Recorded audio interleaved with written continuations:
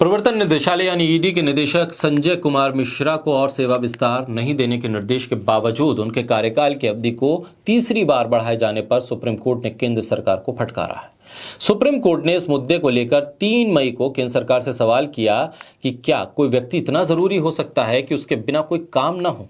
और फिर supreme court की फटकार के बाद क्या अब मौजूदा सरकार अपने किए पर पछताएगी या उसे वापस लेगी। बोलता हिंदुस्तान पर मैं हूं आपके साथ फिर शाकिर अली बेग।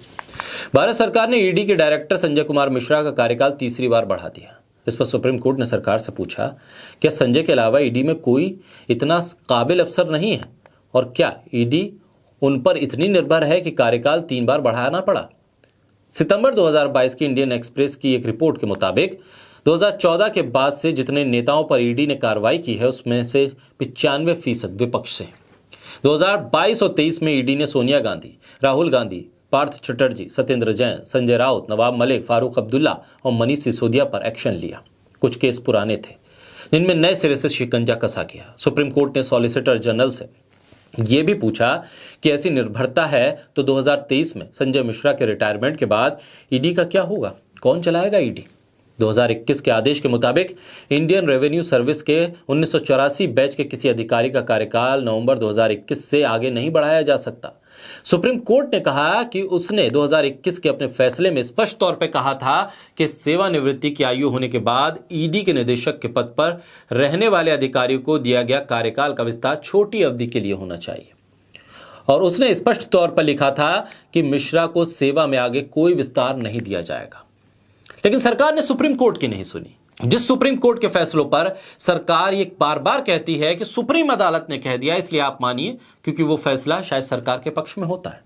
लेकिन वही सुप्रीम कोर्ट जब बार बार कह रहा है कि आप कर क्या रहे हैं, सुप्रीम कोर्ट की नहीं सुन रहे हैं, सुप्रीम कोर्ट की मान नहीं रहे हैं, अपनी मन मर्जी चला रहे हैं, तो इस देश के भीतर सुप्रीम कोर्ट के आदेशों को मानेगा कौन। अदालत ने कहा कि क्या संगठन में कोई ऐसा व्यक्ति नहीं है जो इस जिम्मेदारी को निभा सके, और अगर नहीं है तो फिर ये ईडी चल कैसे रहा है। क्या कोई व्यक्ति इतना जरूरी हो सकता है कि उसके बिना काम ही ना हो सके। न्यायमूर्ति BR गवई और न्यायमूर्ति विक्रम नाथ और न्यायमूर्ति संजय करोल की पीठ ने केंद्र की पैरवी कर रहे सॉलिसिटर जनरल तुषार मेहता से कहा कि आपके हिसाब से ईडी में कोई और दूसरा काबिल व्यक्ति नहीं है। एजेंसी का 2023 के बाद क्या होगा जब ये रिटायर हो जाएंगे। सुप्रीम कोर्ट उस याचिका की सुनवाई कर रहा है जिसमें संजय कुमार मिश्रा के सेवा विस्तार को चुनौती दी गई है। 2021 का एक आदेश है कि जिसके मुताबिक 1984 बैच के IRS अधिकारी संजय कुमार मिश्रा को नवंबर 2021 के बाद सेवा विस्तार नहीं दिया जा सकता। बैच के सामने मिश्रा के बारे में तर्क पेश करते हुए कहा गया कि ऐसा करना इसलिए जरूरी था ताकि उनकी अगुवाई में ग्लोबल टेरर फाइनेंसिंग पर काम चल रहा है और उसमें किसी तरह की बाधा ना आए। संजय कुमार मिश्रा को 2 साल के लिए ईडी का निदेशक बनाया गया था, लेकिन नवंबर 2020 में कार्यकाल खत्म होने से पहले 1 साल का विस्तार दे दिया गया। लेकिन कॉमन कॉज नाम की एनजीओ ने इसे चैलेंज किया। सवाल यह है कि जब सुप्रीम कोर्ट के फैसले सरकार की मनमर्जी के आते हैं, सरकार के हित में आते हैं, तो सरकार ये कहती है कि आप मानिए क्योंकि ये सुप्रीम कोर्ट का फैसला है। लेकिन सुप्रीम कोर्ट जब सरकार के खिलाफ कोई फैसला दे दे, सरकार की मर्जी के खिलाफ कोई फैसला दे दे, सरकार की नीयत के खिलाफ कोई फैसला दे दे, तो फिर सुप्रीम कोर्ट की सुनने को तैयार नहीं होती सरकार, तभी सुप्रीम कोर्ट को फटकार लगानी पड़ती। और ईडी जिसके जरिए देश भर में विपक्ष के नेताओं पर शिकंजा कसा जा रहा है, सरकारें इधर से उधर हो रही हैं, लगातार छापे हो रहे हैं, चुनाव जहां होता है ईडी पहुंच जाती है।